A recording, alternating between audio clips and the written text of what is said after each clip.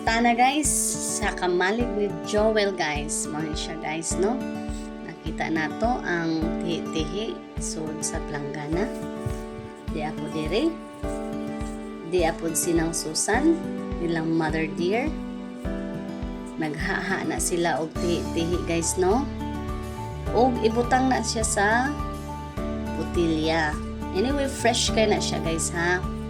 Lahi na siya sa tuyom. Ang tuyom pwede siyang tahan asin o si. Lami kay niyang tihi-tihi diras dawahon batuliti guys, kay dagko ang unod labi na og buwanon. Kita ninyo guys kung doon sa nila. Limpyo po na sila mga mo. Hi Rona, mo na si Rona guys, usa sa mo.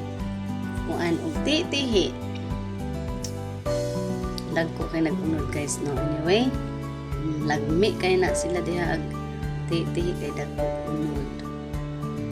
Mo ning among lugar guys sa dawahon guys, no? Naa sa dagat ang among balay.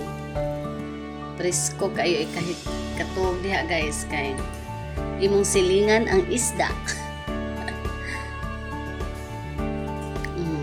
Mo na sinang Susan guys, mo na ilang mga panginabuhian diyang pangtudloan diyang anak sa gagmay pagyutaon kung saan paghuho sa tihi or suwaki kung saan maasim. Kaya na siya guys, no? So naog na ta padung na ta sa atong balay. Muna ang dagat diha guys. Taog pa na siya guys, no?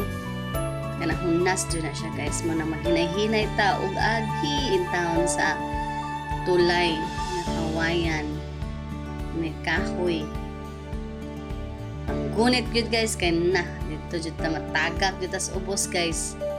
Ug kini sila mga grupo ni sa mga kabatan-unan, mga dalaga guys nga ganahan po na sila manginabuhi pud aron maka kwarta pud taon.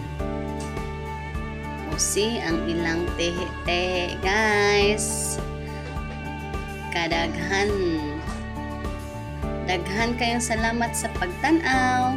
Kung mubisita ta pohon sa dawahon, salamat.